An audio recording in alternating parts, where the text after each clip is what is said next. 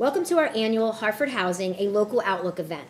I'm excited to mention this is our 5th year organizing this fantastic event. I'm Amy Janigan, Chair of the State of the Municipalities Task Force for the Harford County Association of Realtors and today's moderator.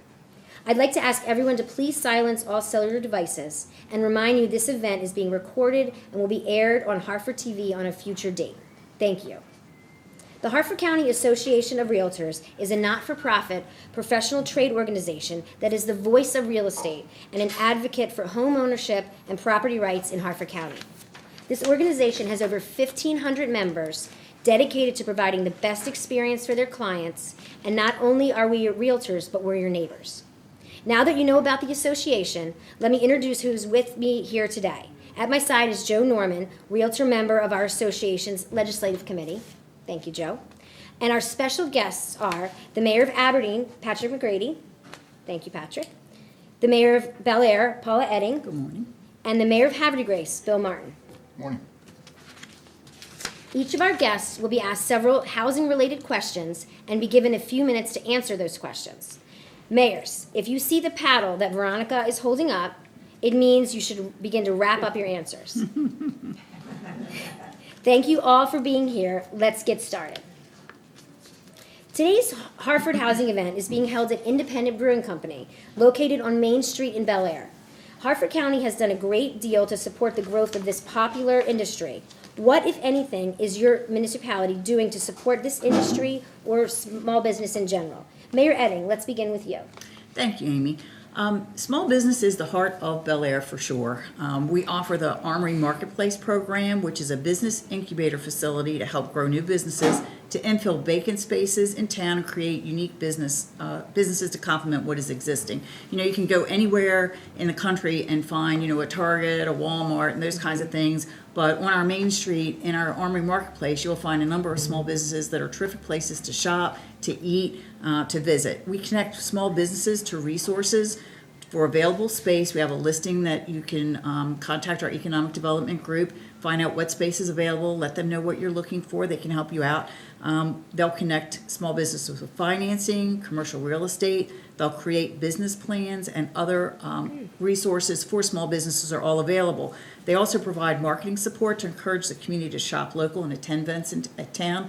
During the Christmas season, we have, no charges at the parking meters to encourage people to come downtown and park. We try to help out that way. The Downtown Alliance, the Bel Air Downtown Alliance, is a big player in downtown Bel Air. It offers a building improvement grant, which is a matching grant for businesses wishing to make improvements to their space.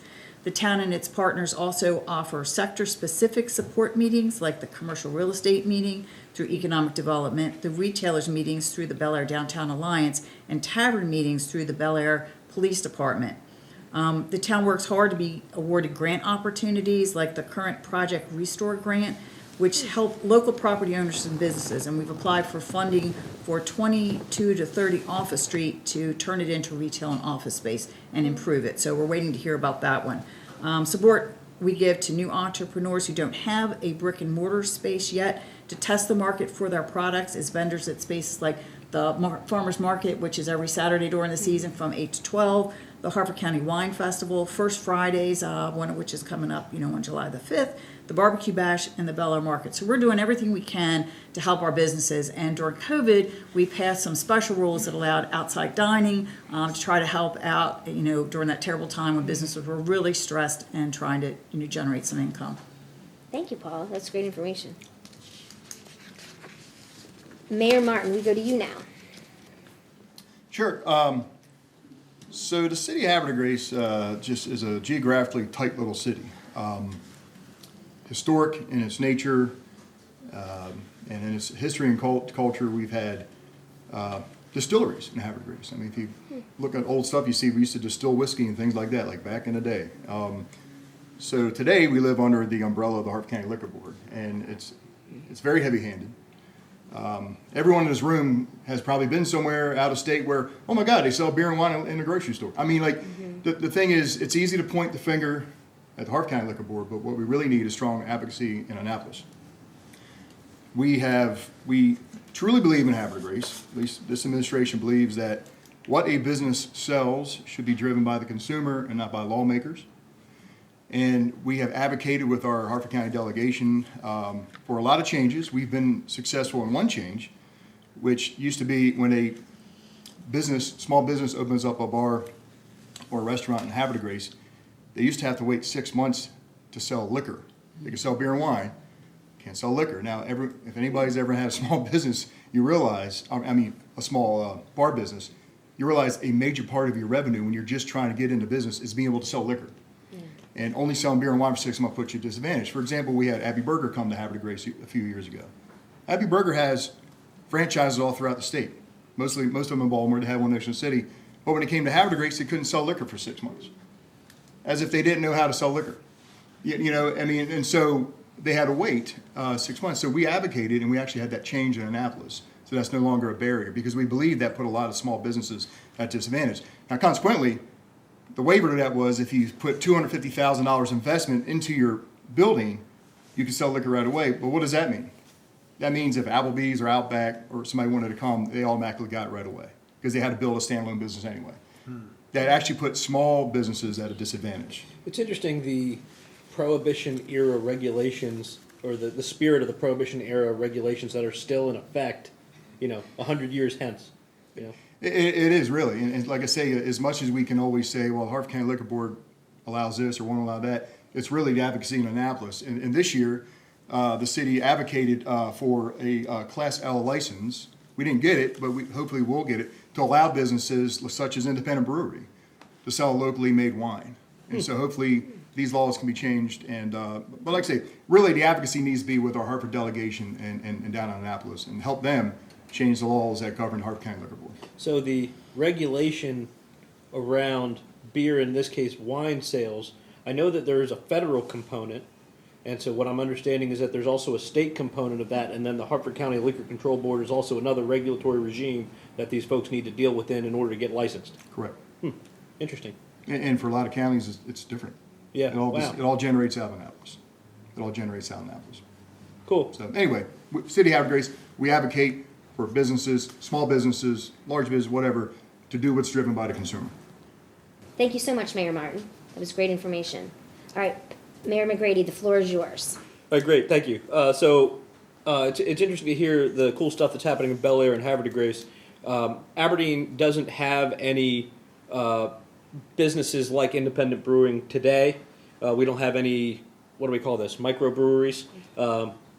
So basically the business, for anybody who doesn't know, independent brewing produces their beer on site in cool vats, and they've got stainless steel equipment, and they make their beers, and then they sell them on site, and I think they also sell them to go. You could buy a can of beer, I think. Yes, anyway, they do. and so that business is a relatively new business in Maryland. There's been a deregulation of the sale of microbrewing stuff in the state of Maryland in the last decade or so, and so it has led to something like 150 of these microbrewery operations opening up in the state of Maryland. I'm working in Aberdeen actively with a group that's trying to open a microbrewery at a site of a former laundromat that I worked with a similar program to the Restore grant that Mayor Edding was talking about, using State Department of Housing and Community Development money. The state's got pots of money that they allocate to projects, and it's kind of a regulatory regime you have to snake your way through in order to understand what you can do with it. And so we've released some of that cash. We bought a site of a former laundromat. We're getting ready to put out for bid the improvements that we need to finish the shell. I think tomorrow I've got a meeting to sign a lease with the first tenant that wants to open the brewery in the site. And the reason we're doing this is to try to activate this space that's adjacent to Aberdeen's what's called Festival Park, right in what we call the downtown Aberdeen. It's a really beautiful 125-year-old park that we're trying to activate the space between the park, where City Hall is right there, down to West Bel Air Avenue. And so we're focusing on this first piece of this laundromat. Anyway, we're doing this. We've got some Restore grant applications. So the Restore grant is not related to the brewery question, but the state of Maryland's Restore grant permits improvements to be done with state taxpayer money in commercial properties that have been vacant. And so if there's a vacant property and you have a plan to activate it, they will help fund up to something like $300,000 worth of improvements to activate vacant space, specifically targeting the 35 or whatever main streets in the state of Maryland. So if Bel Air's taking advantage of this, I don't know if Havre de Grace has, but we hope to hear on the applications next week, I think. And so we're working on an ice cream shop, just trying to activate this whole space. That's exciting. That's great. And one thing that I did neglect to mention, most of what I talked about applies to all of our small businesses, but as far as the local breweries in particular, the town is a partner with both the Farmers Market and the Downtown Alliance, and they work very hard to include local brewers for events like the weekly market that's every Saturday, the Roll Out the Barrel event, the Chocolate Brew and Wine Tour, and the Main Street Socials to allow the brewers to reach the community through those events so that they can have an opportunity to get known. That's great. Thank you for adding that. Thank you so much. Do you have anything else to add, Mayor McGrady? Good luck tomorrow. Hopefully that goes Thank well. you. Yes, thank you. All right, now let's dive into a very serious real estate issue, housing inventory. According to Home Ownership Matters, the state of Maryland has a 150,000 unit housing shortage. During the 2024 General Assembly, Maryland Realtors worked with Governor Moore to develop legislation to begin the process of addressing this shortfall. With a great deal of negotiation, House Bill 484 was passed. How will this bill impact your municipality? Mayor McGrady, we're going to start with you this time. So the governor's housing package had 3 different components. It's very interesting. House Bill 484 was the one that was linked to the other one that has the components regarding changing the way that local governments are allowed to regulate, are allowed to limit multifamily, or what they refer to in the legislation as the missing middle housing. So we can all envision in our mind the single-family home. Then the missing middle categories include the duplex, so 2 houses on the same parcel connected, the triplex, 3 houses on the same parcel connected, the quadplex, 4, and then townhouses, I think, are also identified in that legislation. And so the impact of it specifically, because Aberdeen has the Amtrak rail station right at the intersection of West Bel Air Avenue and Route 40, in the state law we're talking about, it requires for a radius around that train station to be by right permitted for this missing middle housing. So there's a couple of neighborhoods that are, in zoning speak, residential specifically. So R1, R2, R3 are different levels of density of residential zoning.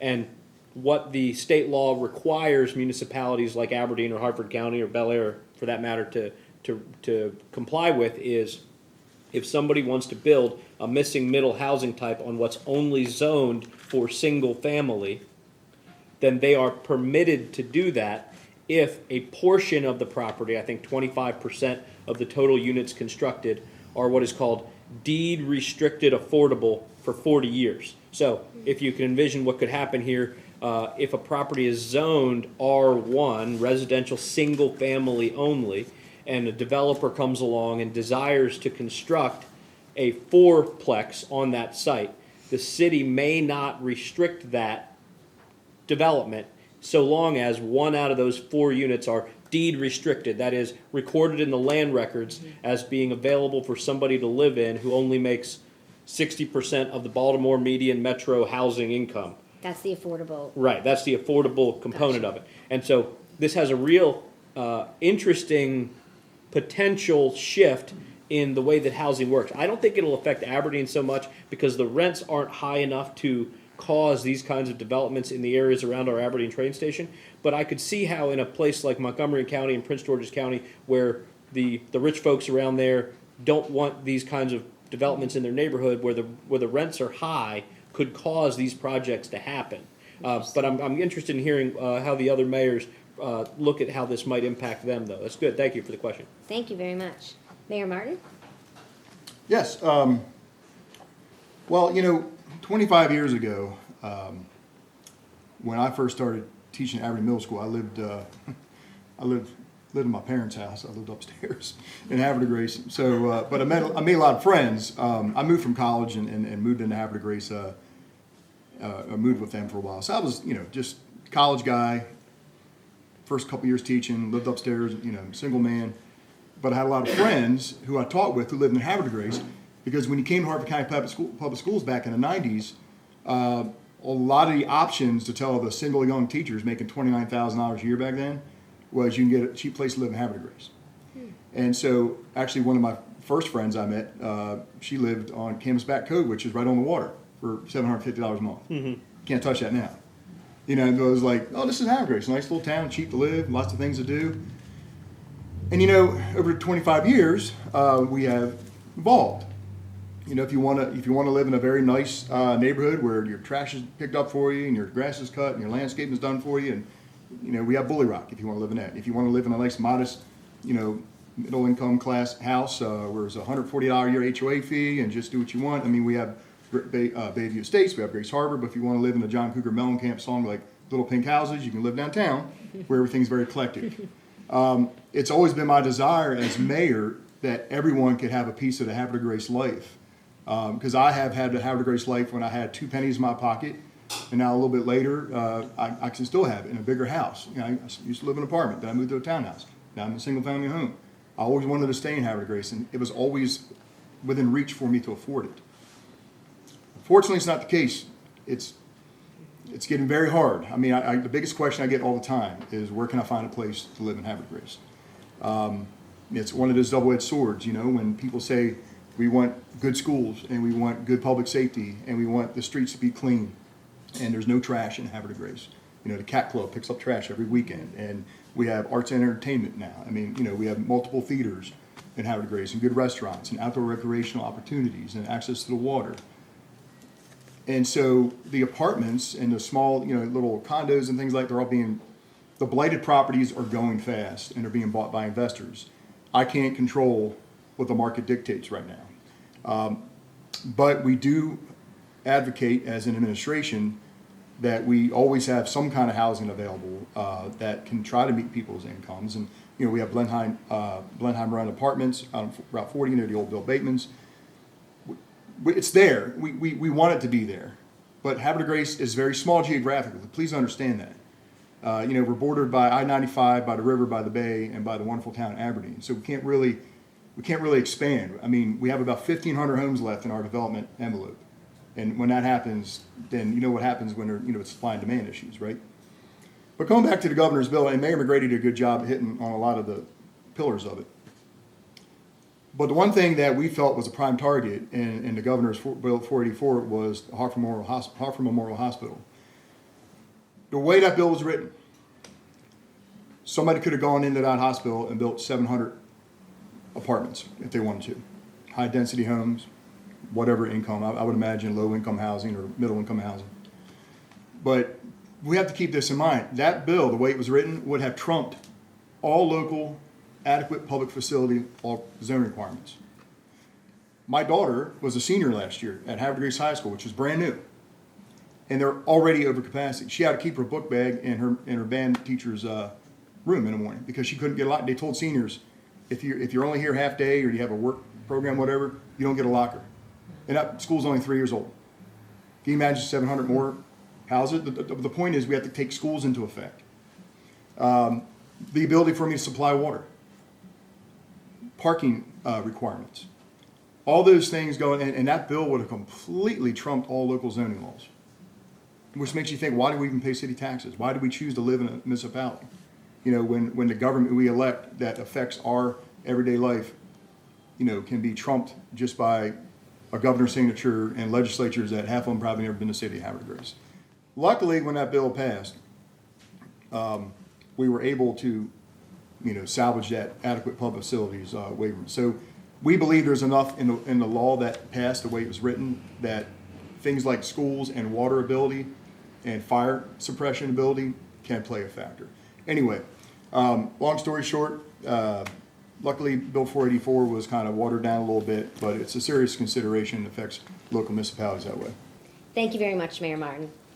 Mayor Edding, now to you. I was very interested in where Mayor Martin was saying because the bill as originally written was a disaster. It wasn't going to you weren't going to be able to take into account, in particular, on adequate public facilities, school capacity, which is a nightmare. I mean, Huge people issue. move to neighborhoods because they like the school. Nobody's going to want to move to a neighborhood where the school is, you know, overcrowded so much that the seniors can't get a locker for, you know, seniors. That's like a nightmare. I thought they got all the all the special privileges.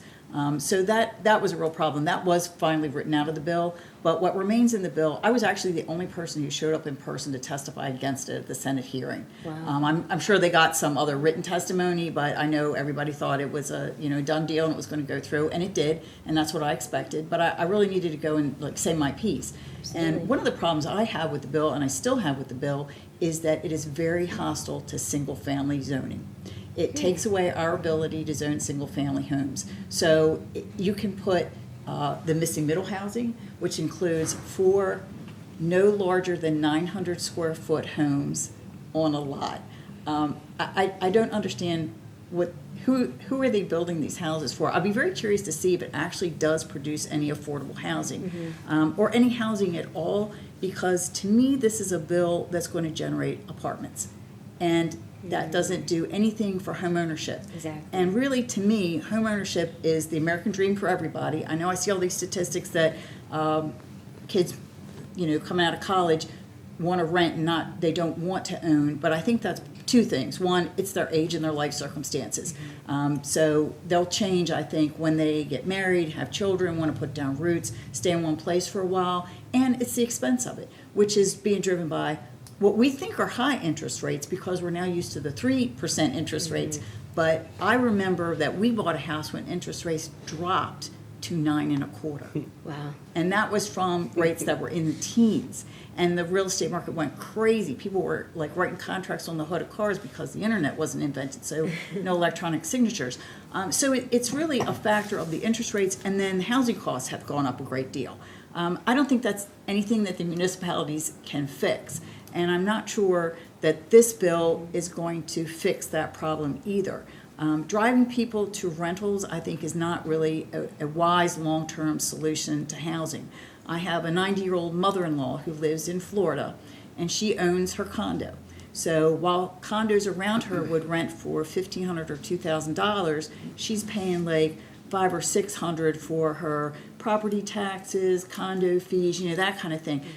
It's at certain points in your life, you'll have the money to pay the $2,000, but at the end, you might not. Also, when you buy a home, you lock your price in. So as your income goes up and, other things get more expensive, you're not renting an apartment and having your rent go up. So it's really, home ownership has really been the key to financial success for a lot of people, to a good life. And I just don't see that this bill is going to encourage that. I think it's going to encourage apartments. And there's nothing wrong with apartments. I mean, Mayor Martin lived in an apartment, my kids lived in an apartment, my husband lived in an apartment. A lot of people live in an apartment at various points in their lives, including some people that want to downsize and not have to worry about anything. Rather than a condo, they go the apartment route. But it's really not, the way to be financially secure. Those people that are in apartments do not have the roots and sense of community that people do that are, invested, have skin in the game. In owning their home. The town right now is affordable housing. Our housing is cheaper than the surrounding county. We are about 60% homeowners and 40% rentals. I don't have a number of units because we don't register or license it, but from the census data, that's what it says. Past some point, you're going to lose that sense of community, stability. Rentals are good for people that are at that stage of life that they want them, but you don't want to go too far. I don't know how much affordable housing this is going to actually produce because the cost of labor, the cost of materials, the cost of land are all real costs that have to be paid, and I'm just not sure that this is really going to do it. I would have preferred to see something that was going to somehow help folks actually buy a home, whether that be a condo, a townhouse, a single-family home, whatever. I'm not sure about this $150,000 units missing. I heard 96,000, I think, at the legislature was what Secretary Jake Day had said when he was testifying. But they're including people like Mayor Martin, who was, temporarily living at home while he figured out where he wanted to live, got his financial feet under him, that kind of thing. I mean, sure, everybody wants a beautiful $800 a month apartment on the water, but that's just not real life. My own son moved back home after renting an apartment for about a year and a half because he said, I've got all these rent receipts, but I can't save anything up for a house. So, that's how he did it. I mean, it's a little painful, but that's what people do in order to secure their financial future. So I don't see that as a disaster for anybody. And what we're going to do about the high housing costs, along with the high interest rates, I don't think anybody here can solve. I'm not sure anybody in the state of Maryland can solve. It will eventually be solved by the market, but Yeah.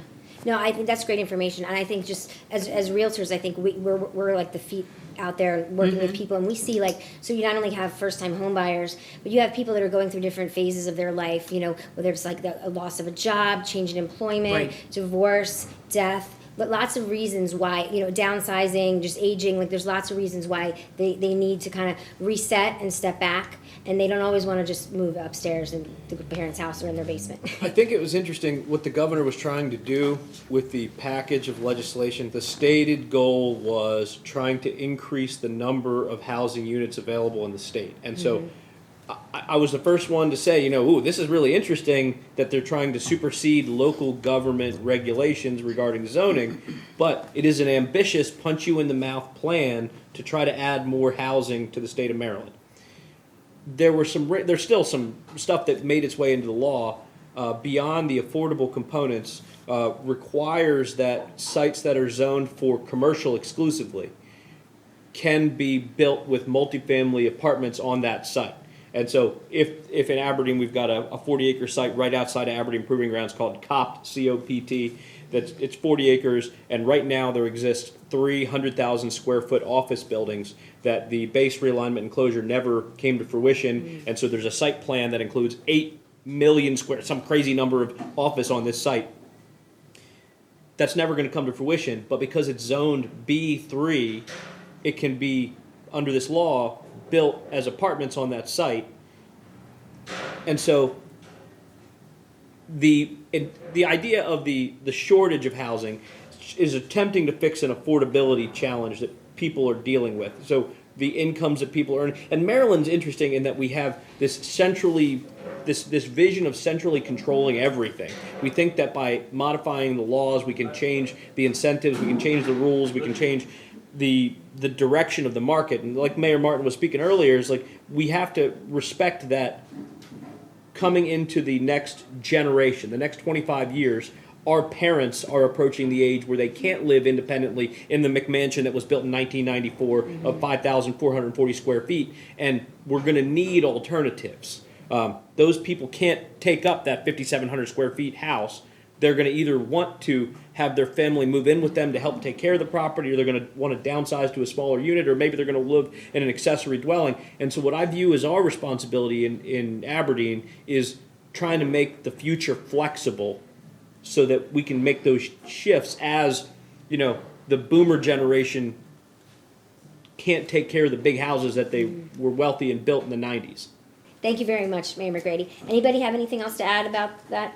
If I could just, 30 more seconds, one of the challenges we have in Harford Grace when people want to come and build in Harford Grace, they get frustrated with us, but most of their frustrations aren't our laws, it's the state laws that we have. And I feel like saying, if Annapolis wants more homes in Maryland, then they should be the ones relaxing some of their developmental laws. Because really what you're saying is, when you're pushing legislation that says, we want to come into your city and take a big building and make it apartments, you're giving up on the American builder. I mean, we have built homes in this country since Jamestown and Plymouth. I mean, no one builds houses better and faster than Americans. So put it in the hands of the builders, relax a lot of the zoning laws, a lot of the environmental impact laws. I mean, we can put houses up in this country. So if Annapolis wants more houses, I really think it's up to them, and stop throwing on to municipalities. Thank you very much. And just my extra 30 Sure, seconds. The absolutely. biggest problem with this bill is it's a one-size-fits-all, which means that if it's, nobody, Baltimore City has lots and lots of vacant housing stock existing. Montgomery County is way different than the little municipality of Bel Air, where we have about 10,500 people. We're largely built out. There are no more big chunks of land to be built on. We're infill. I just think it was a bad idea. I'm going to wait to see how much actual affordable home ownership housing it produces and how much it produces of apartments. Thank you. What do you think the Maryland Realtors or our representatives in Annapolis could be doing differently to improve home ownership opportunities instead of rentals? That is a good question. And I mean, I think it has to start at the state level. I know certain locations, Baltimore City had a thing where, and they might still have it, they would help homeowners if they were purchasing in the city and were city employees, they'd give them like $3,000 towards their closing costs. They had to have skin in the game. They had to go to a homeowner's like educational seminar so they knew what they were getting into. Things like that, I think, help people buy homes. I just don't see that this plan is going to help people buy homes. And I think that buying homes is really the best way for people to have financial security. Absolutely. Anybody else want to add to that? So it's a market-driven thing. Maryland is, let's say, fortunate to have a bunch of people who work for the government in Maryland, the federal government, the state government, and they pay a lot of money. And so Maryland, when they impose things like the statewide sprinkler requirement, add a cost of sprinklers, when they adopt the International Building Code, with the regulations requiring, instead of exterior walls being 2x4s, now they're 2x6 exterior walls for new construction. When they adopt the environmental code, or the International Environmental Code for insulation going to R60 in the roof, which means your new house has this much insulation above the ceiling. Which, like, and you know, houses built 50 years ago had this much insulation above the ceiling. All of these things contribute to a higher cost of housing. So the question that the state of Maryland, the legislature, the administration of the governor need to deal with is, what are we controlling for? Are we interested in more housing, or are we interested in the environmental regulation and the code? And so if there was a crisis, if there was a real crisis, let's say war, if there was a war situation, then we're producing bullets, and we're taking all the stuff and we're producing bullets with all the stuff. We're going to melt the lead statue, whatever, we're going to make bullets out of it. If it was really a crisis, they could look at those kinds of things.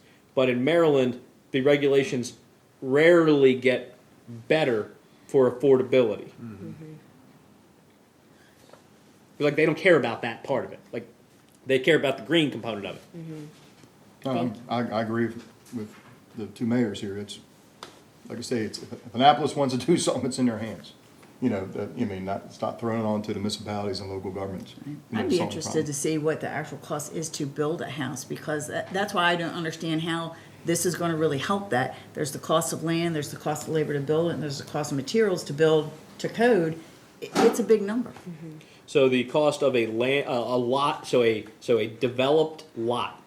Okay, so that is Water a and sewer. road has been platted, the road has been built, the extension, the water connections, the sewer connections have been made and extended to the property. Now the property is ready to build. In Aberdeen today, that costs you $165,000 to buy the lot. And what size lot is that?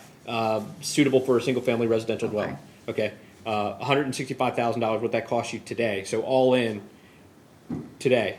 Then you get to build it, and the cost per square foot is something like $180 a square foot, Okay. and it goes up the bigger the house is. And so the new houses being built in Aberdeen trade at $525,000, $550,000, $600,000. We see similar prices in James Run, and those are they call it a villa, but it's a townhouse. It's a 24-foot wide single level building with a loft on top, and so the cost of construction varies over time, but those guys are pros. Like Ryan Yes. and the biggest builders in America don't get to be the biggest builders unless they're building lots of houses. And so they're pros in terms of speed and turnaround. The question is what we're controlling for, to your question, Joe, about affordability and what are we trying to get to? Thank you very much for all that information. We want to move on to cover some other topics. So we're going to move on to land use. So for the residents of your municipalities and the audience, how does municipality address comprehensive zoning and land use in general? Mayor Edding, it's your turn to answer first. The town of Bel Air recently finished its comprehensive plan. That was in 2022. So every 10 years, the town has comprehensive rezoning. Everybody that wants to can come in and petition for a change in the zoning on their property.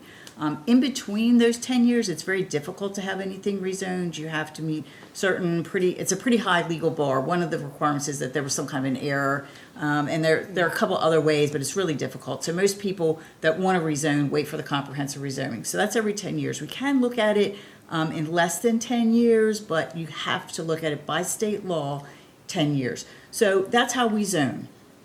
There's a lot of information available online. Our comprehensive plan is posted online. You can take a look at that. If somebody wants to come in and build something, they're going to go to one of two places, either the planning commission if they don't need any exceptions and variances. If they just want to come in and say, I have this lot, it's zoned for what I want to put on it, and I can follow all the rules as far as setbacks and landscaping. They come to the planning commission and present their plan, and then they either get approval or not. So, most things get approved. People know what they're doing. You can come in and meet with the planning department in advance before you do something so that you have an idea what the rules are and you have a pretty good shot. Every once in a while, somebody comes in and the planning commission will say, not the purple color. You have to have something that is more cohesive with the environment and matches what looks like Bel Air. But that's how the process works. And for lesser things, decks, sheds, most people have more experience with that. A fence, you come in, you talk to the planning department, you get a permit, they tell you what the rules are. If you're clubbing a basement, there's a couple of inspections, and then you get a UNO.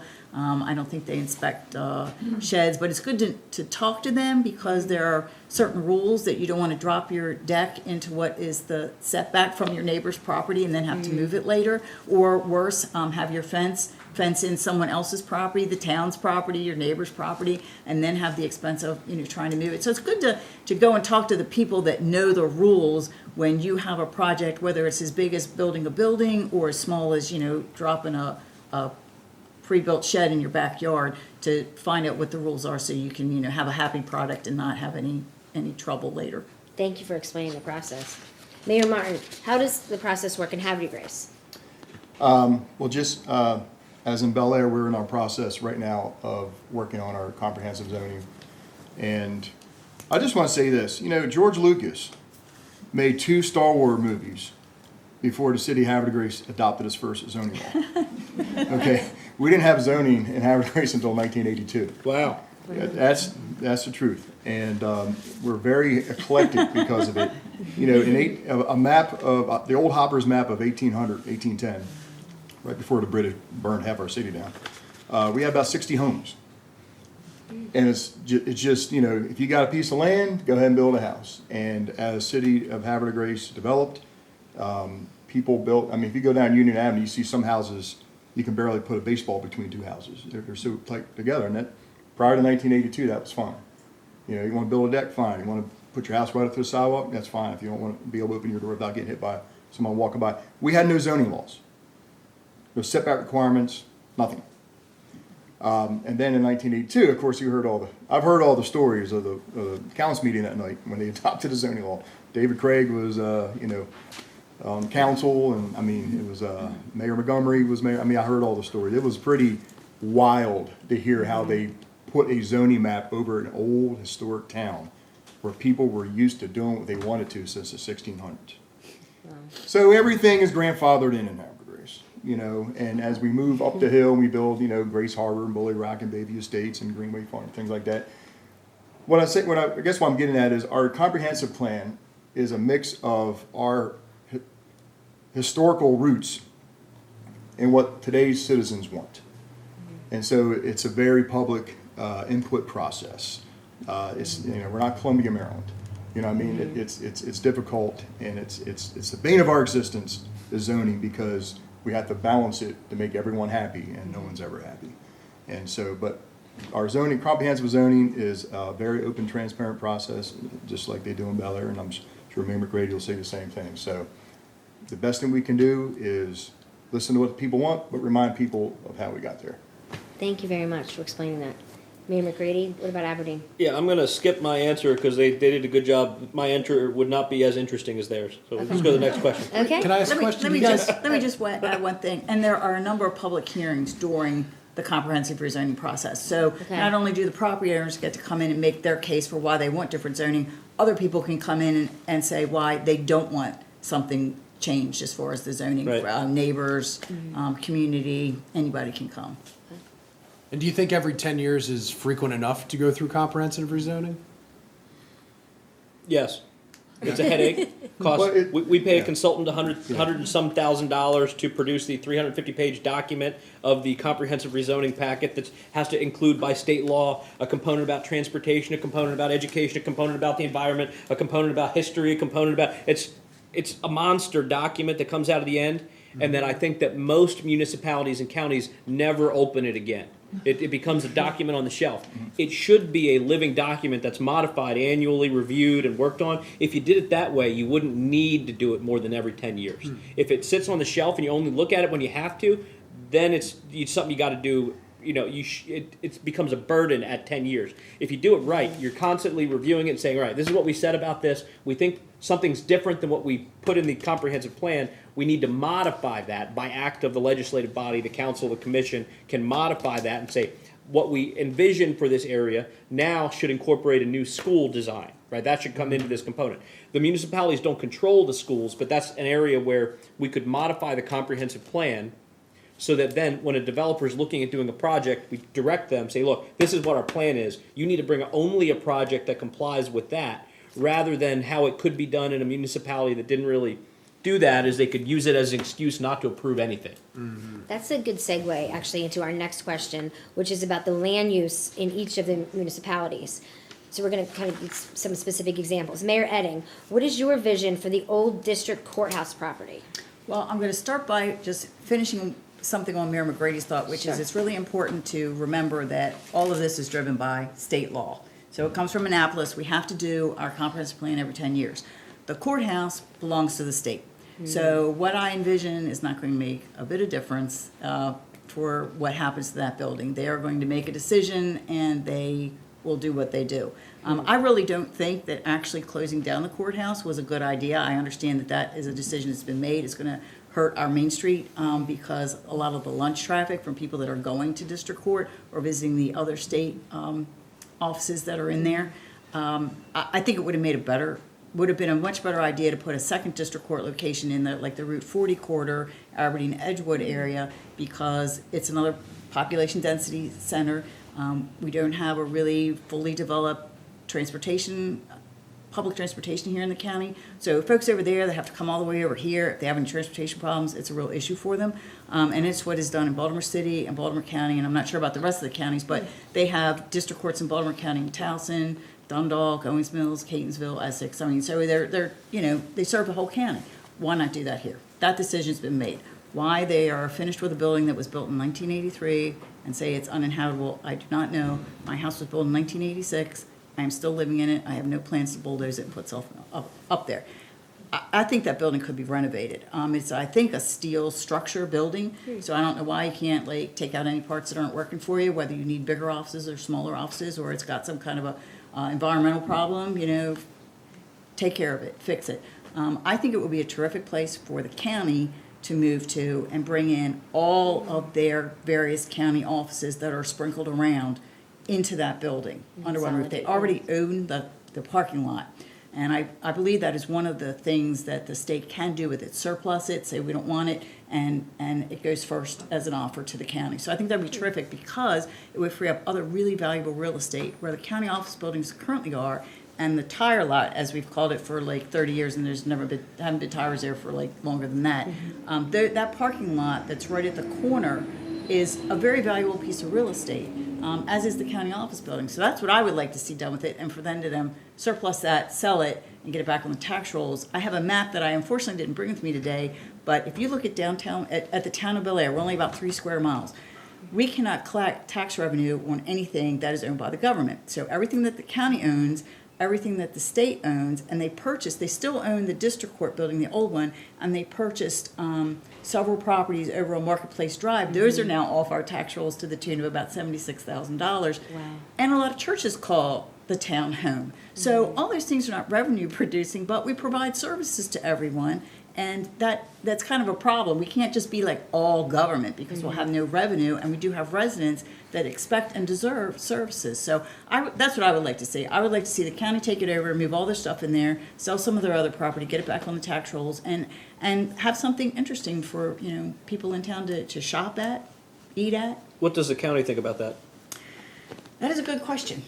I am not sure that is far enough along. I think I Right, believe because it's it gonna is. take them 5 years to build their compound, huh? And it's not even going to take them 5 years. It's going to cost them $120 million. Is that all? That all? And they also, you reminded me, I brought them, and I will forget the numbers. It's like $120 million for that courthouse. And then we have the bridge that has to be rebuilt. And then we have the red line that is going to be built. And that is a lot of money. And the state has a structural deficit, like, I don't know, $600 million. We're looking at tax increases next year, yep. Something like they have a huge structural deficit that they have to deal with, and all these big money projects on the boards. Is it going to be built? Is it going to be built in 5 years? Is it never going to be built? I don't know. But in the meantime, we don't get any tax revenue from anything that they've purchased. Oh, interesting. Yeah, And they'll sit vacant. and they'll sit vacant, which is also like you never want to have stuff sitting vacant. It just doesn't look like. It's not going to bring other people say, oh, this is a great, vibrant place. You know, they got one spot on Main Street. I'd love to have my offices there. It's like, we got vacant, boarded up building. And it draws, people, squatters, broken windows. I mean, it's, the state is not an on the property manager. They don't drive by it every day. And so you have those kind of problems. So I don't know if I'm going to see that project built anytime soon, but we'll see. Well, thank you for sharing your vision. Mayor Martin, what is your vision for the Harford Memorial property? Good answer. Great question, Amy. Well, I would like to say it's more of my citizens' vision. We've had my planning department's held several open hall meetings, town hall meetings, just trying to get some feedback from the citizens, what they'd like to see done. Now, there is a zoning law that kind of governs that property. Of course, it could be another medical facility, senior housing, academic building. It could allow for low-density housing, single-family homes, townhomes, little mixed retail, stuff like that. What it's not zoned for is high-density housing, mostly because of the neighborhood it's in. We can't handle parking or a lot of issues, as I explained earlier, with adequate public facilities. But what my citizens want really is they want that if it's not going to retain its value as a healthcare building or any proper use for that building, my citizens really want to see that property go back to what it was before the hospital was there, just part of the neighborhood. Housing, just normal density housing would make everybody happy. We're talking about 9 acres of land right in the heart of the most historic part of Harford Grace. So we would like to return the streets back to the grid. Lodge Lane in Harford Grace, comes north to south but ends at the hospital. I mean, my citizens would like to see the road grids open back up. Now, of course, these are all negotiable depending on what comes here, but probably the biggest sticking point, though, and the reason why we've had a few developers approach Upper Chesapeake, and Upper Chesapeake come to us with the developers, but everyone wants to put high-density housing. Now, obviously, high-density housing means, more money, but the problem is, now, we don't know what Upper Chesapeake is asking for the price of the property. But we do know that if someone wants to tear down that building, it's going to be at least north of $4 million in demolition money. And so we probably know why everyone wants to build high-density housing, because when you factor in the purchase price of the land and the cost it's going to take to demo that building, you have to build high-density housing to make it worth your investment. And so the city of Harford Grace has been soliciting our state senators, our state delegates from Harford County, looking for strategic demolition money from the state of Maryland to try to. I mean, we don't own the land, but we can advocate for it. Help Upper Chesapeake advocate to get some kind of grant or demo money from the state to tear down that building. And then what you're selling land, which may be more attractive to a developer to put something more of what we're looking for to complement the neighborhood. So these are kind of like the obstacles we're facing right now. But there's been very little movement right now, other than just in the last couple of years, there's been a couple developers from out of state wanting to build some high density. But right now, we haven't heard anything for a while. And but anyway, my citizens just want the city to go back to be whole again to what it once was. Okay. Mayor McGrady, what is your vision for the Festival Place in historic downtown Aberdeen? Yeah, so we've got the City Hall area. Aberdeen has this area of town where the Amtrak rail station is, that's connected to West Bel Air Avenue, which is what we call our Main Street. And then the area off of that, where City Hall is, the Aberdeen branch of the Harford County Public Library, and then that surrounding area is included in a part of town that's zoned That is that the regulations for the city's development pattern is called transit-oriented development, or TOD.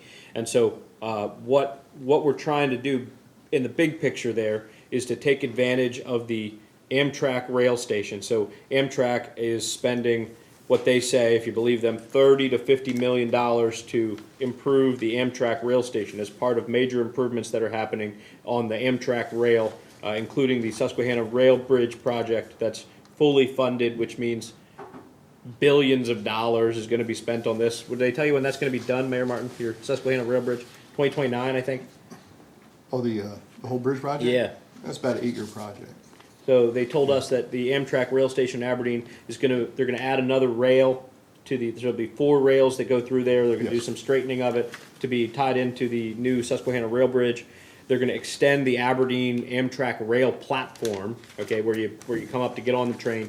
Right now, it's 2 cars long. They're gonna make it 1,050 feet longer towards Baltimore, so that the entire length of the train will be able to be accessible from passengers getting on and off. They're going to build a superstructure, a 2 elevators and stairs structure, so that so people can get into go to the other side of the rail without going up this concrete superstructure. It's already there. They're doing all kinds of crazy stuff, investing $50 million.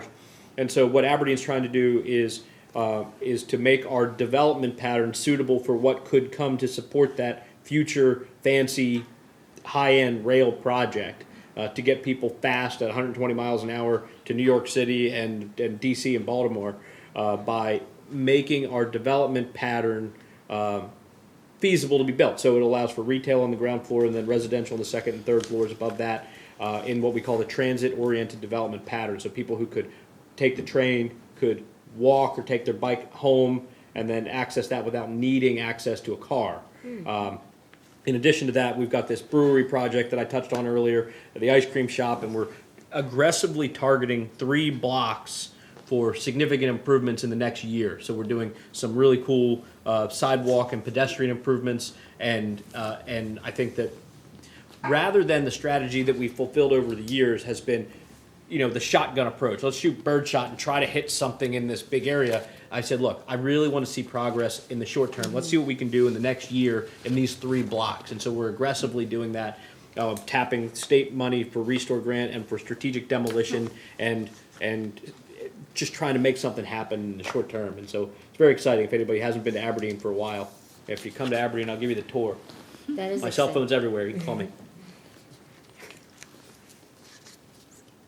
So Main Streets hold a certain charm for communities. We talked a lot about Main Streets, but you guys have any benefits to add about what you see, the success of your Main Street and how they help your community? Just a few minutes. Yeah, quickly on this one, so we move on, please. Oh, certainly. Main Street is really the heart of Bel Air. You can go anywhere and see the businesses that we have along US Route 1. I shop at them too, but they're the generic. Main Street is really our charm. We work very hard to make it look attractive. There are banners hung up. There are flower baskets in the summer. They're beautiful, and they have like our small independent businesses, which are terrific places to eat and shop. And you can really have like something that you can't get in one of the places that you can shop at it from, like Maine to Florida. You can see them everywhere. So it really is what makes Bel Air a charming place to live is our Main Street. And we're hoping to extend that to Bond Street, which is also very important. And we have Newberry Bakery there, which is a great place. And we're looking at what we can do to spruce it up a little bit back there. Thank you very much. We're going to move on to another topic because we've talked a lot about Main Streets, and I Great. think it's exciting and there's a lot going on there. As many of us know, when families search for homes, schools are a major consideration. What impact, if any, will the state's new law that most people recognize as the Kerwin Bill have regarding classroom sizes have on Title I schools in your municipality? Mayor Martin, as mayor and a teacher, we'll begin with you. Kerwin, it'll have no impact on the size of the classrooms in Harford County. It should, the way it's written, but it's an unfunded mandate, mostly unfunded, extremely unfunded, by the state of Maryland. And there's a lot of pillars on it. Early childhood development pillars, there's, community engagement pillars, there's pillars about professional development for teachers, teachers ladder, to help them promote themselves. There's so many different components of Kerwin, but unless your local government invests in it, when I mean local government, I'm talking about Harford County government, it's not going to have an impact at all. And after 25 years in the classroom, I can tell you, you cannot fix education with money. You're throwing it away. You're throwing it away. I've seen it. I mean, I could teach a seminar on this crap. But I mean, great. We have one-to-one technology. Every kid has an $800 laptop now. But unless you have some kind of structure or discipline policy in your school to keep them off video games, we just gave every kid a video game. Every kid's on a cell phone. Every kid's walking around with AirPods in their ears. How does Kerwin fix that? I can tell you how to fix it for free. You know what I mean? So the point is, What's the answer? How do you fix it for free? you just start, I don't like to use the word discipline as much like say structure. The kind of structure we all had when we went to school. And if the home doesn't provide it, then we have to provide it. But again, I'm not dissing Kerwin. Kerwin has some things in it that totally make sense, and it brings about change that kind of needs to come eventually in Maryland. But one of it, just talk about unfunded mandates. We're losing teachers in this profession. You want to talk about small classroom sizes? It's really hard to recruit teachers. On my team alone, I went through 3 science teachers on my team. It was just me, a science teacher, math teacher, English teacher. From September to June, I was on my 3rd science teacher. Wow. And Why'd you scare them off? it must be the potpourri in my room. I don't know. But anyway, and so, talk about funny. People don't want to get an education because the hours are long, the job is hard, and the pay's not that good. And so one of the things Kerwin says, you have to elevate teacher pay and start rewarding teachers on merit and, how much, national board certification, things like that. And I don't know for certain, but I have friends in the union, and we were lucky if we get a 1% raise this year coming from Bob Castley. That might offset maybe 1/4 of my car insurance increase. And so I'm not saying teachers are expecting 10% of it. What I'm saying is your local governments have to buy into it as well. And it's become very polarized. Oh, it's a Democrat initiative. Well, I'm in a Republican county. Forget you. And unless both sides come together and actually talk about, well, what's the most important part of the Kerwin pillars that we can actually talk about, it's not going to affect anything. So you want lower class sizes, then you need to be competitive in Harford County. You need a system where, teachers want to come here because we're bleeding teachers right now, especially good ones. The veteran teachers are all retiring. And so what does Kerwin do for that? It does nothing. It's unfunded. I'm just being very honest to everybody in this room. You can't fix education with money. I don't disagree with you, Mayor. What I understand to be the case with the regulations coming through, at least to Halls Crossroads Elementary School, which is one of our Title I schools, it's a state-assigned class where a majority of the students who attend there have a certain poverty threshold. And then there's a community school category, but I don't understand what that one is. And so that there's these categories that are assigned to it. So all of Aberdeen schools have all the categories assigned to them, which means they're at need, high need schools. So one of the regulations assigned to this is you have to take room out of your school and assign it to other non-academic uses. So you got your building, if you imagine your building is the kitchen table, and right now it's all teachers and teaching students. What they are doing is taking components of that table and assigning it to in-school counseling and before and after care and food pantries and other components. And so the effect of this, according to my meeting with Harford County Public Schools last week, is that let's say the school has a 500 student capacity, which meant before that you could have 500 kids there. Now the capacity is reduced because the classroom size is mandated to be reduced as well. So they're saying today you got 25 kids in your class. Because you're a Title I community school, and because these other requirements, now you are only allowed to have a maximum of 17 kids in your class. And so instead of having, because the number of classrooms in the school has not changed, instead of having a 500 student capacity, now it only has a 400 student capacity, which has an impact on where we can approve residential construction projects. All of our municipalities have a rule, we touched on it earlier, APFO, Adequate Public Facilities Ordinance, that establishes when a project may not be approved by our city. So it says if you don't have sufficient water pressure in Aberdeen or Bel Air or Harvard or Grace, you may not approve a project. If you do not have sufficient capacity in your government schools where theoretical future children who might live in these homes would live, then you may not approve them beyond a certain point. And this law, the state legislation, changed the Maryland State Department of the Environment's categorization for counting the number of kids that can go into a school. And another thing I learned last week is they said, yeah, Bakerfield Elementary School in Aberdeen is beyond, it is at 123% capacity based on projects that have been approved. And I said, so what are you looking at? And they said, we need portables. So you remember the 90s in Harford County meant 10 portables at schools, portable being a mobile trailer that kids would go to school inside of. I had them at Aberdeen High School during that construction project.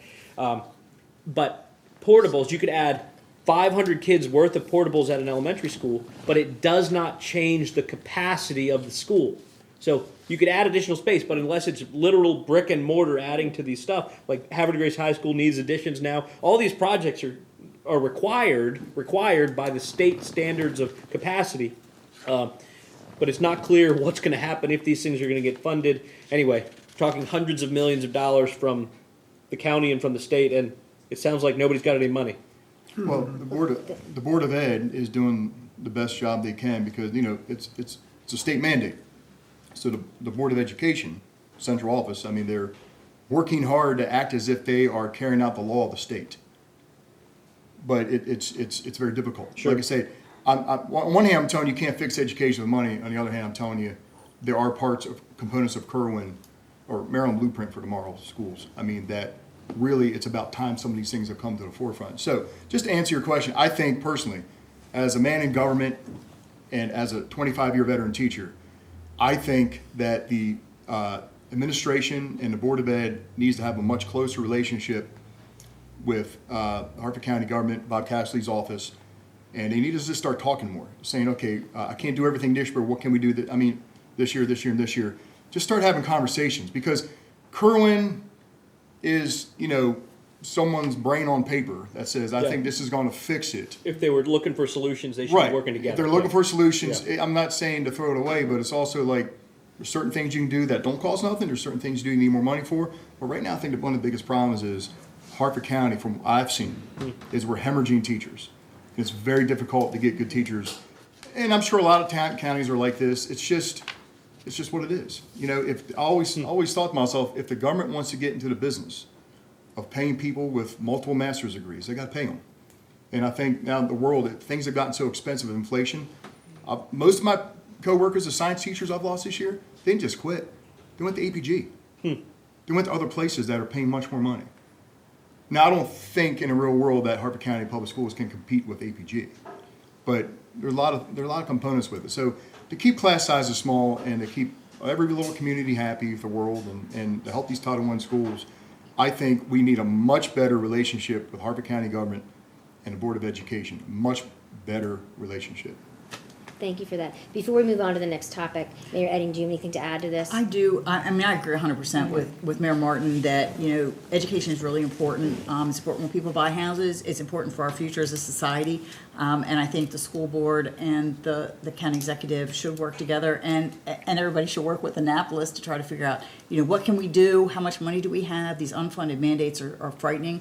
The other problem is the blueprint talks about a lot of things that, like Bel Air Elementary School is the school that has most of our kids from Bel Air. We don't have any Title I schools. Bel Air Elementary was built a really long time ago before they had all these special things. So you can't just say, all right, we're going to have a special classroom for this and a special classroom for that and one for that. You think you would be able to say, oh, I'll put portables up there, but they're out of space. They already have 2 portables. There's no place to put them. They're in a very small lot. Stack them up. Stack them up, right. And they have to have a parking lot for people, for the teachers to come in, and they also have to have some play space for the kids. So there's really out of space. So one change that we made in the town was our APFO used to say if the school district that you would go to is at 110% capacity, but one of the abutting school districts is not, you can still build. We changed that. We will no longer allow a project to go if the abutting school districts have capacity, but the school district itself does not. Because all we're doing is like pumping kids into that school, and it's really, you'd think, okay, there's capacity like up in Darlington, but it's really more complicated than putting elementary school kids on a bus and sending them to Darlington. You cannot do that. So drawing the lines is really a difficult thing. And we wanted to stop putting pressure on our schools by allowing development if our schools are overcrowded. So we're now at 110%, and that's already over the limit. And for schools like Bel Air Elementary, which is a small school, under Kerwin or the blueprint, they have to provide all-day preschool, I understand. So where do they put them? Thank you very much. These are great answers, a lot of good information. We're going to move on to the next topic. In 2020, the Supreme Court basically ruled that short-term rentals may be allowed by right in the residential districts. As a property rights issue, the real estate industry supports short-term rentals and understands that short-term rentals should be monitored for public safety, creating a potential revenue stream. Also, because of the lack of hotels in many areas across the county, we are interested in hearing how your municipality is embracing short-term rentals. Mayor McGrady, what is happening in Aberdeen? We've got 1,100 hotel rooms. I don't really have a short-term rental issue. But these guys have good answers on these. So we'll talk that. All right, Mayor Martin, what's happening in Havre de Grace? Well, in Harford to Grace, we do allow short-term rentals. The city passed, if you want to look it up, it's Article 2, Chapter 147 of the City Code. You can come check it out. We passed it in March of 2023, basically regulating short-term rentals. Most of them, the overall short-term rentals are focused in the city center, downtown.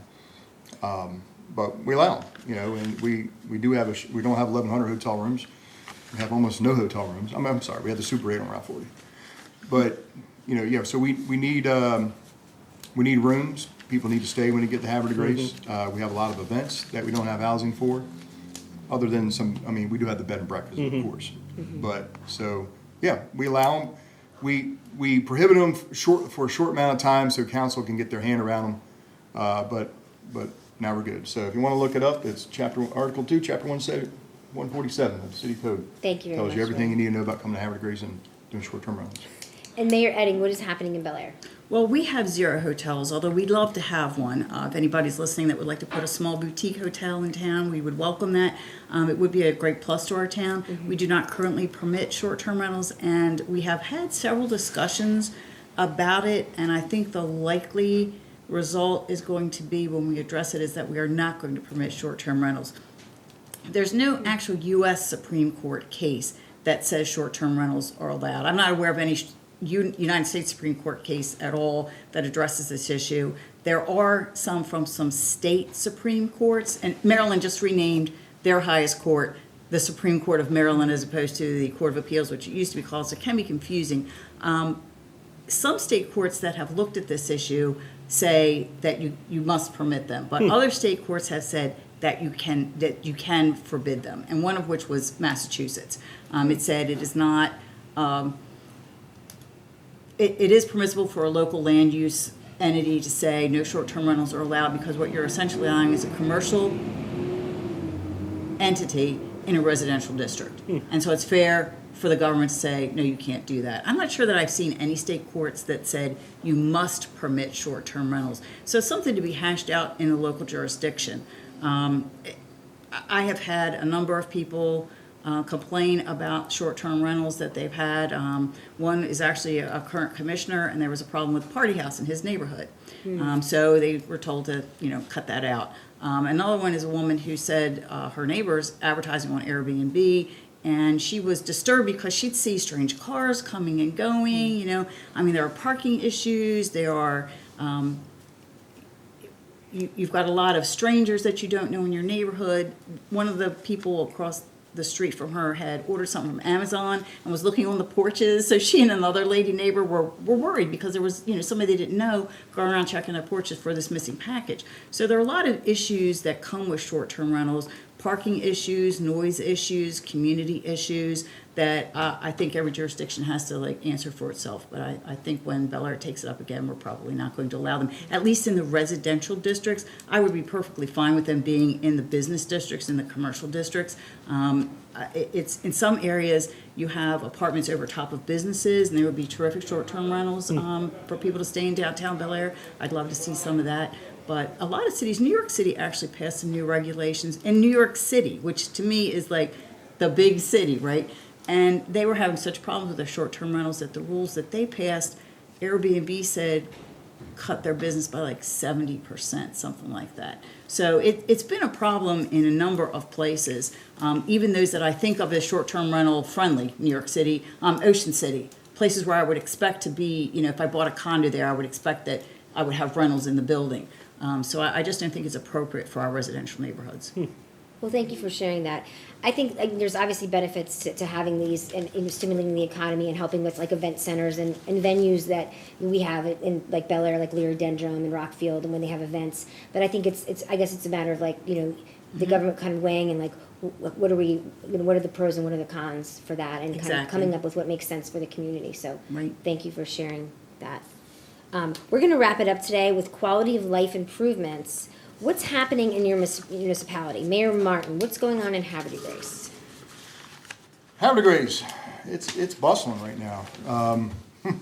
We are busier than we've ever been. If you've come down 155 right now, you'll notice all the construction, the bumpy roads with the patch pavement work, flaggers everywhere. We're putting millions of dollars of infrastructure into our city. Make a long story short, I'm trying to truncate all this, but we finally have like hit the, we're operating on all 8 cylinders. What we worked years to get, whether through bond bills by referendums from our citizens or state funding,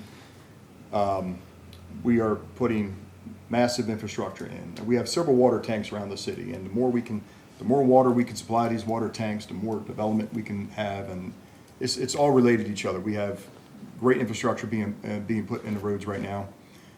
So that's good. And also, we're working closely with Aberdeen to come to a deal. We both constructed a water line that we're going to be supplying water to Aberdeen. Aberdeen should be receiving water pretty soon. And so that's a positive thing for both of our cities. So we'll be able to have a revenue stream for our water system. Aberdeen will be able to continue doing what they do best. And so, but on the positive note, on a good note, we all know about, Arts and Entertainment District in Havre de Grace. We have Harmerstown coming online, which is kind of like the Torpedo Factory in Alexandria, Virginia. It's an artist emporium. We have, the State Theater, we have the Opera House, we have the Star Center. We have all kind of great things coming to Havre de Grace, but the biggest project coming to Havre de Grace right now, and it just started about 3 weeks ago. It's a $7 million downtown restoration project. And it's basically going to be focused on St. John Street, Washington Street proper, if you can think of like, Concord Point Coffee Shop and La Cucina's and the wine bar area, stuff like that, McGregor's. The reason I use restoration, and we don't call it renovation, but we use restoration, because when you think about city centers, especially in a historic town like Havre de Grace, before the automobile, city centers were pedestrian focused. They were places where you would come and gather and congregate. You could get your suit if you're a man. You can get your dress if you're a woman. You could get your produce if you're looking to feed your family, or the butcher market. There were a lot of different things. The fishermen would unload their catch right there down there at the city center off of Market Street. People had social discourse in cities. And so and then the automobile came, and everything came about the car. Where do I park the car? Where do I put the car? And so city centers sometimes not look like parking lots. So when we say restoration, it's going to look beautiful. We're making the sidewalks wider for more pedestrian-friendly, transit. We'll have more public areas with benches and more planters, more flowers. We're taking, on 2 blocks, we're taking angled parking and parallel parking, but we're going to make up the extra parking in peripheral areas. We're turning some wide streets where it's parallel parking out of the angled parking. So we'll make it up. But it's going to look wonderful. And our desire in Havre de Grace is when people drive through the state of Maryland, when you're coming from Connecticut or New York, or if you're coming from Georgia up to New Jersey, people want to stop at Havre de Grace to have lunch, because it's a beautiful city that can marry the 2 factors together. What are those 2 factors? We want Havre de Grace to have that 18th century look with brick paved streets and all that, coastal community, Chesapeake Bay community, but also have the smarts and ingenuity of like IKEA a little bit. In the 21st century, you've got to do things a little bit smarter. And so we're going to do that with a lot of ways. We're going to lay the city out with the way our, stormwater is handled, solar energy, things like that, car chargers. Look, you can't ignore car charging stations anymore. That brings people into town. They want to charge a car for 2 hours. They want to get something to eat and leave. You can't just ignore it. So we're going to do things a lot smarter. So a lot of great things happen in Harford Grace. We're always improving our outdoor recreational opportunities. But yeah, so keep your eye open for our downtown historic district, because if you go there for the next 3-4 months for First Fridays, it's going to be a lot of dust everywhere. Our First Friday's footprint's going to change a little bit. It'll still be there for First Friday, but hopefully by the holidays we'll have enough done where everything will open back up again, and it'll just be a little bit of punch-out work. But anyway, lots of good stuff happening. Quality of life, good infrastructure is happening right now, and fun times. So thank you very much. We appreciate the opportunity. That sounds very exciting. That sounds like a lot of great things coming for Harford Grace. Mayor McGrady, what's going on in Aberdeen? Nothing that cool. We're doing all kinds of stuff that. So the challenge with infrastructure projects, they're doing the stuff that you see, the stuff that you feel when you're driving on the road and you bumps, is replacing the underground pipes. The worst part about doing the underground infrastructure is it's so expensive, and then you can't look at it when it's done. You know, what's cool about this project they're talking about downtown Harford Grace is when they're done with I think you're doing underground improvements too, right? It's not $7 million of paving. It's water lines and sewer lines, and then you're paving on top. Correct. Half the money that goes downtown is actually replacing 120-year-old water lines, sewer lines, and lateral lines. Correct. And so the part that's underground won't be beautiful. The challenge in Aberdeen is the only thing that you'll be able to see that we're spending our $15 million of infrastructure on is the new water tank that's going to get built. We're building a 600,000-gallon water tank, but it's not as cool as the downtown Harford Grace stuff. Thank you, Mayor McGrady. Now I want to circle back to Bel Air where we started. Mayor Edding, would you like to? It's summer, and we've got a lot of things going on every weekend. We have the Town Derby's coming up this Sunday. Every weekend we have the Farmers Market from 8 to 12 on Saturday mornings. We have a lot of things every season of the year. First of all, we're coming up on the 4th of July parade, which is a huge event. Winter Wonderland, community cleanups. Bel Air is a very involved community. We have sunk a lot of money into our infrastructure, some sewage pumping stations, which aren't, attractive, but so very necessary, and it's ugly when they're not working. So we are also, for things that are that the citizens can see, we have some grants that we're using to renovate some parks. We're having more inclusive play equipment, the rubberized surface that's easier for everybody to negotiate, and we have some AEDs now in our parks that are located. One is in the Office Street Park right next to the courthouse, so you will have that available to emergency responders or even to members of the public if something happens. So I think that's a great plus that we've added to our community. But we're a great place to come and visit any time of year. Thank you very much. And with that, we are now at the end of today's program. And I would like to thank the Mayor of Aberdeen, Patrick McGrady, Mayor of Bel Air, Paula Edding, and Mayor of Harford Grace, Bill Martin, for their hard work on behalf of their citizens and for being here today. I would also like to thank Joe Norman for his help here today, and especially Veronica Rollicott, our Government Affairs Director, and everyone in our audience for being a part of this special and informative event. Wishing you all a safe and happy summer.